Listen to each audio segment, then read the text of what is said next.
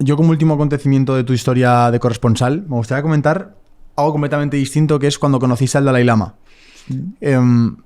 A este podcast le encanta el desarrollo personal, le encantan todas estas conclusiones, y una figura tan importante en el mundo de esta religión, ¿no?, del budismo, y todo lo que representa como figura religiosa.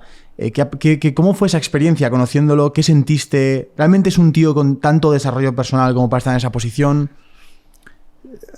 El Dalai Lama, que ahora el pobre está muy mayor, ha cumplido 90 años y está empezando a hacer algunas cosas raras y tal, yo creo que debería ya apartarse, ¿no?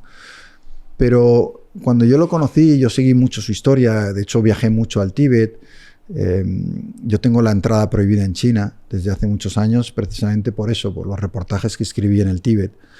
Y yo me había leído su biografía, en la que cuenta cosas fascinantes, ¿no? Él estaba, por ejemplo, en el Palacio de Potala, cuando era un niño, y enfrente del Palacio de Potala había una prisión. Y cuando él se asomaba al balcón, ya siendo un niño, los presos que estaban en el patio se arrodillaban. ¿Qué dices? Y él cuenta en su autobiografía, que es espectacular, cómo, que por cierto la tengo dedicada por él, que lo tengo ahí guardado como... Es que es una locura, ¿eh? Y él cuenta, o me contaba, cómo de niño se empezó a dar cuenta de esa manera que tenía la gente de verle como un dios prácticamente, ¿no? Y creo que eso podía haber hecho dos cosas en él: haberle endiosado, haberle convertido en una persona despegada de la realidad, que se cree por encima de los demás, y sin embargo su reacción fue justo a la contraria. Él empezó a sentir vergüenza de ese poder, y empezó, cuando fue creciendo, a cambiar las cosas, ¿no? Y a quitar costumbres que llevaban a la gente a tratarle como un dios, como un rey, ¿no? Y a normalizar el papel del Dalai Lama. Y cuando yo le conocí en el exilio, porque él se tuvo que ir del Tíbet a Dharamsala, que es, digamos, el sitio donde están los exiliados del Tíbet, él, yo creo que lo pasa muy mal al tener que abandonar su país. Y yo sí creo que es una persona auténtica en cuanto a la capacidad que tiene de transmitir tolerancia, empatía, de ver la felicidad más allá de lo material. Por ejemplo, yo le pregunté, ¿no? Vamos a ver, durante décadas el régimen comunista ha encarcelado a los ciudadanos de tu país, les ha quitado todos los derechos, ha forzado el exilio de miles, no deja que los niños estudien en tibetano, está destruyendo la cultura tibetana. Y sin embargo, yo le decía, nunca en ninguna declaración transmite su santidad ningún odio, ningún resentimiento hacia quienes han hecho todo eso. Y él me dijo, es que eso sería darles la victoria total. Si ellos consiguieran que yo odiara, todos los principios del budismo tibetano que yo defiendo, estaría traicionándolos. Y no lo voy a hacer. Y había mucha gente, sobre todo los jóvenes dentro del movimiento tibetano en el exilio, que eran partidarios de empezar a hacer atentados, pues bueno, como ha pasado en muchos sitios oprimidos, ¿no? Que al final usan la violencia para defenderse. Y él puso muchísimo empeño en que jamás se utilizara la violencia contra quienes la estaban utilizando contra ellos. Y aquí hay un debate interesante, ¿no? Porque, claro, los partidarios de hacer algo decían, pero es que entonces no tenemos ninguna posibilidad. Y él decía, bueno, yo creo que la simpatía que tiene el movimiento tibetano en el mundo es gracias a que no hemos utilizado la violencia. Y en el momento en que lo hagamos, dice, él estaba muy convencido de que eso sería el fin para ellos. Entonces no discuten si uno no quiere, ¿no? Más o menos transmite esa sensación. Es un poco Gandhi bueno, o sea, ni siquiera Gandhi, ¿no? Porque es una resistencia pacífica. El tibetano, o sea, el budista, por ejemplo, no puede matar, ¿no? Va en contra, pero no puede matar a ningún ser vivo. Yo recuerdo estar en Tailandia haciendo un reportaje había unos monjes que los pillaron que tenían una colección de Mercedes-Benz. Ostras. Sí, es muy curioso, ¿no? Y entonces los entrevistaba y a mí me llamó la atención, ¿no? Pero, no, sí, me dijo el monje, si ni siquiera los podemos conducir. Y digo, ¿por? Dice, no, hombre, porque si yo conduzco y tal, y voy por la carretera y mato mosquitos que se estrellan contra él o insectos que se estrellan contra el parabrisas, eso va en contra de los principios budistas. Claro, yo decía, entonces, ¿para qué? Habían roto el otro principio budista, que era el de no encadenarte a los bienes materiales, ¿no? Pero bueno, oye, nadie es perfecto. ¿Cómo era la vida del Dalai Lama? ¿Era una vida estética? ¿Era una vida Sí, totalmente. meditativa? Contemplativa total. Yo estuve allí. Él vive de una manera muy sencilla, tanto él como el resto de los monjes que conocí. No tienen ambiciones materiales. Yo creo que ellos lo que dicen es que al final la libertad individual depende mucho de tu capacidad para no depender de las cosas materiales. Ya ves. Evidentemente en Occidente en eso estamos fracasando estrepitosamente, ¿no? Tal cual. Pero en el momento en que tú necesitas constantemente más, no eres dueño de tu voluntad. O sea, al final estás siendo arrastrado, bueno, pues por la imagen, por muchas cosas, ¿no?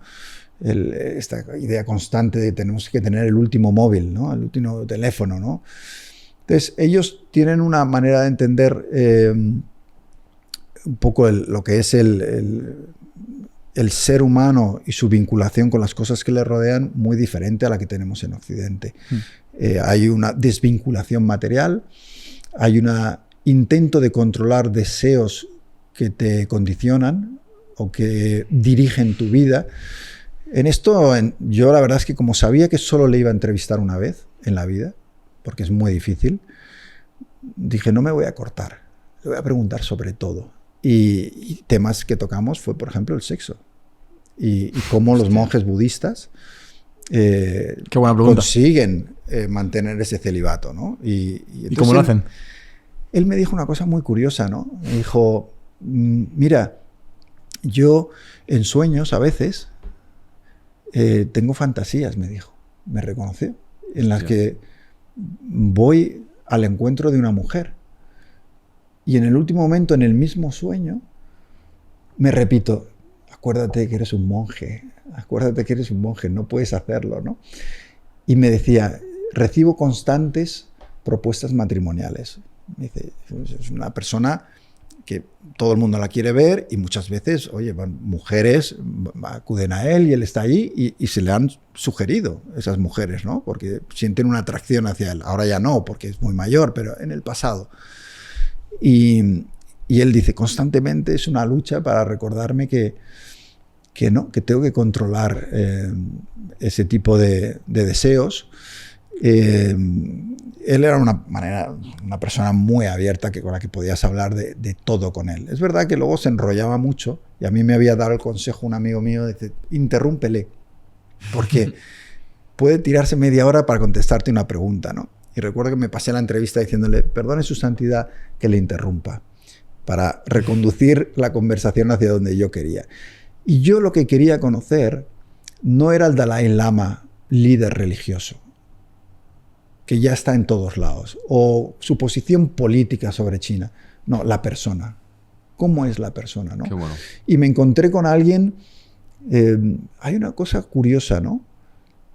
Y es cuando entramos en una habitación con alguien, hay gente, y esto con el Dalai Lama ocurrió, que tiene una densidad humana, no sé si este término existe. La energía, ¿verdad?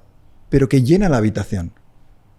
O sea, es como una sensación extraña de que no cabe nadie más en la habitación, porque la llena completamente, ¿no? Y hay gente, o hay veces que tú estás en una habitación, hay mucha gente y está vacía, ¿no? En cierto modo. O sea, no hay nada que realmente te transmita que hay una presencia a tu alrededor. Y él tenía una presencia muy grande. Nada más llegar, recuerdo que me agarró de la mano, me llevó, ¿sabes? De una manera que ya, claro, yo dije, recuerda que eres periodista y que le tienes que hacer preguntas difíciles, ¿no? Porque no te puedes dejar tampoco encandilar por los personajes que entrevistas, ¿no? Ni por los buenos ni por los malos, ¿no? Y fue una charla en la que a mí yo fui muy escéptico, en el sentido de no creo que pueda ser como transmite, ¿no? Esta buenísima persona que parece que no tiene un defecto, que la gente que reprime a su pueblo les muestra total empatía. Eso digo, es imposible, ¿no? Y salí convencido de que realmente era así, que todo lo que transmitía era verdad, o que él había entrenado su mente para controlar los peores instintos que tenemos todos, ¿no? El de venganza, por ejemplo. ¿Cambió tu forma de ver la vida? ¿Las posesiones materiales? ¿La forma de enfocar cómo ganas dinero? ¿Tus sueños? Yo me he vuelto una persona muy poco material. No sé si es la experiencia del Dalai Lama puede haber influido, pero creo que es una evolución que va más allá a través de los años. Ha habido épocas en las que me han gustado los relojes, ¿no? Y he llevado relojes y tal. Yo no llevo relojes. Esto lo hablo con mis hijos, ¿no? Que claro, que quieren móviles los mejores posibles, ¿no? Yeah. Y yo les enseño mis móviles y ellos se preguntan, pero tú, yo llego a tener móviles destrozados, ¿no? Y, bueno, pues, mientras funcione, yo hasta que el móvil no está completamente destrozado y amortizado, y a mí un móvil me puede durar 4 o 5 años perfectamente, y eso que le doy mucha caña y viajo con él a muchos sitios y se me cae y un poco desastre, ¿no? No tengo realmente, he ido perdiendo, ¿no? Cuando era joven, pues quería un buen coche. O sea, yo he tenido peores coches de mayor, de adulto, que cuando era joven.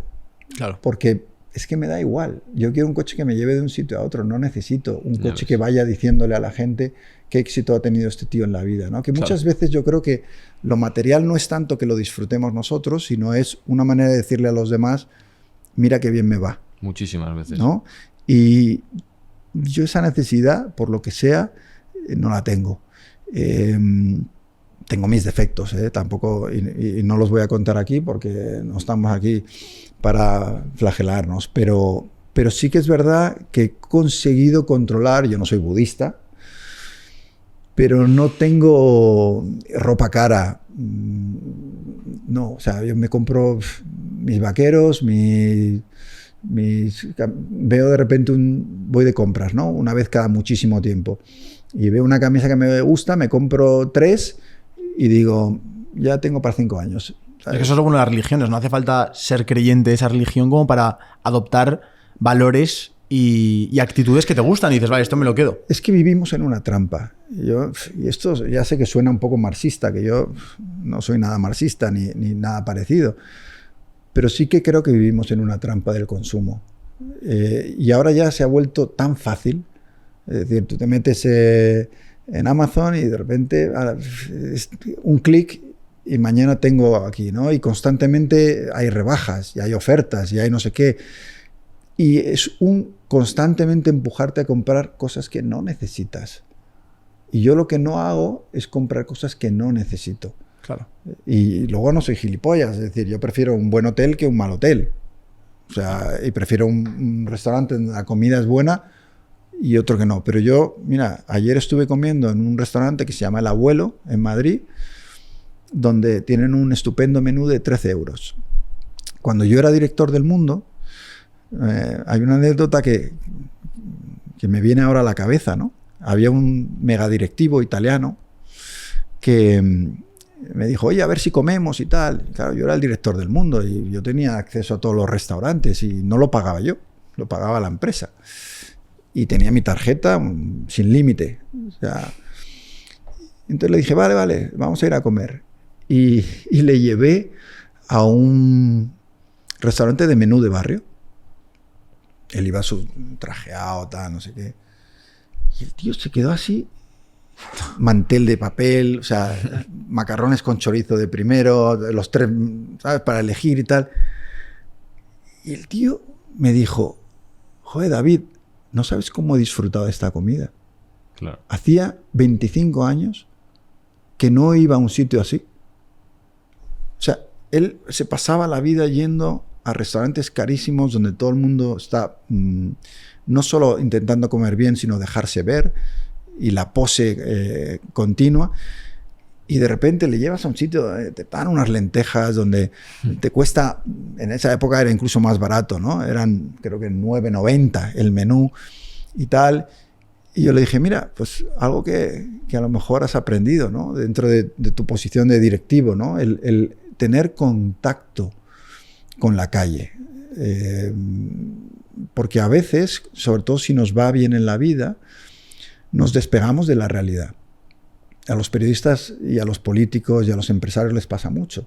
Llega un momento que su vida es, voy de la oficina a una comida en un reservado, un restaurante, de ahí a un cóctel en no sé dónde. Se te come el personaje.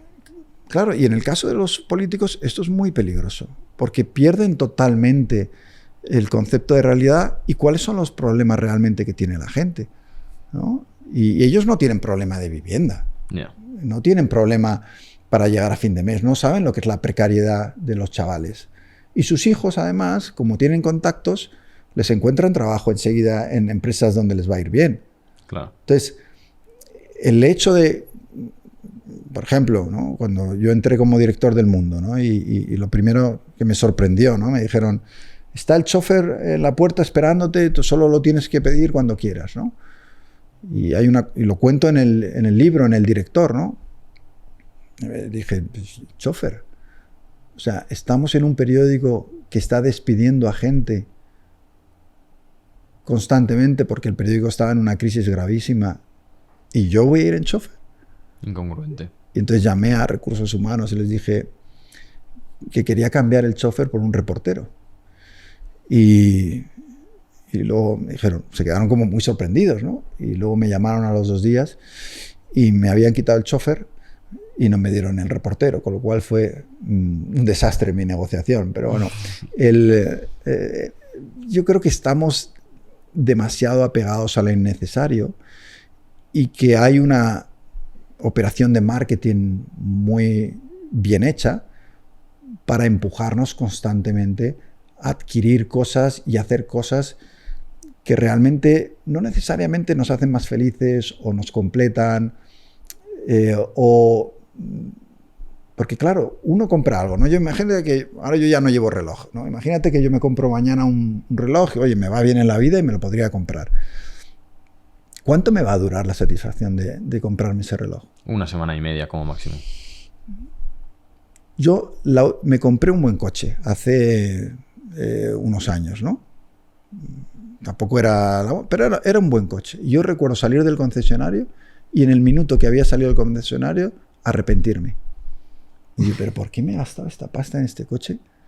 De una manera totalmente innecesaria.